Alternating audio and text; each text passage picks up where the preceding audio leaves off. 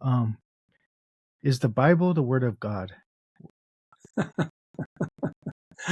All right, you may be losing a lot of listeners.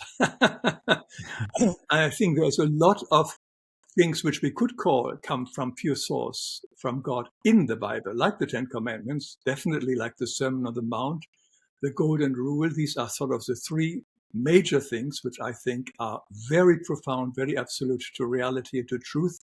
And they can be found in the Bible, as well as many of the teachings of the prophets who were at the time, the Isaiah and so on, who all had wonderful, deep information to share. But the Bible as such, anybody who wishes to explore how the Bible came about is not the Word of God. The Bible consists of many, many manuscripts.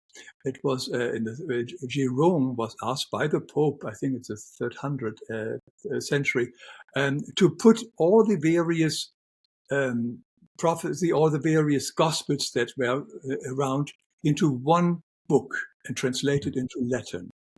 And he started that immense job, and he had got thousands of documents and so on.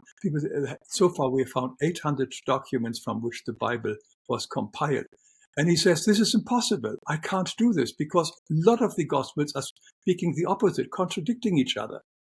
And he says, if ever I finish this job, the people will call me a forger, a faker, because it's impossible to put all these controversial and different opinions and views and stories together. But the Pope insisted, and he did, and he created the Bible, the first Latin Bible, and he changed it on, as scholars say, on 3,500 spots, areas, where he changed the text and put it together as best as he could, because the original text, as I said, we have 800 so far, vary tremendously. So out of this compilation of various texts, translated and modified, came the Bible. I find it difficult to call it the Word of God because, particularly in the first, in the Old Testament, we have a very wrathful, moody, horrible God. Somebody whom I wouldn't call God, who just always wants to kill people, rape women, and kill, etc. It's an awful kind of description of God we find in the first Testament. In the Old Testament. So it was only after Christ came that image of God in the New Testament has slightly changed. But it's still not what I call the true God image, which is love.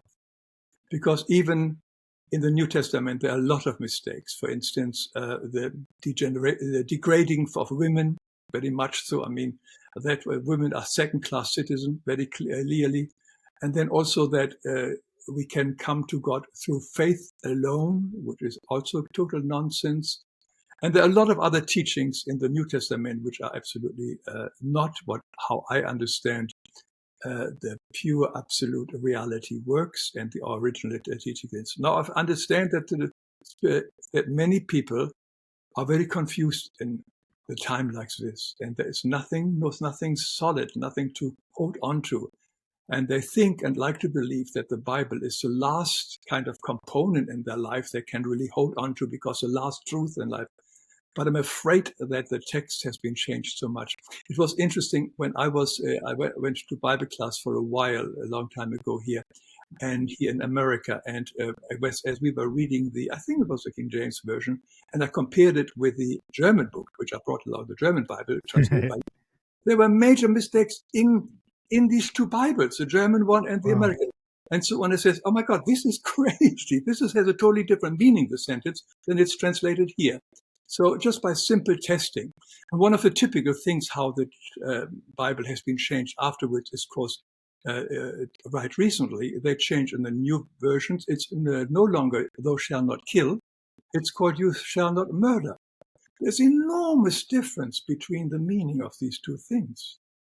Because basically allows going out and kill and war and killing animals and so on, because murder is the only thing which is bad. So the organization church has always changed the Bible right from the beginning.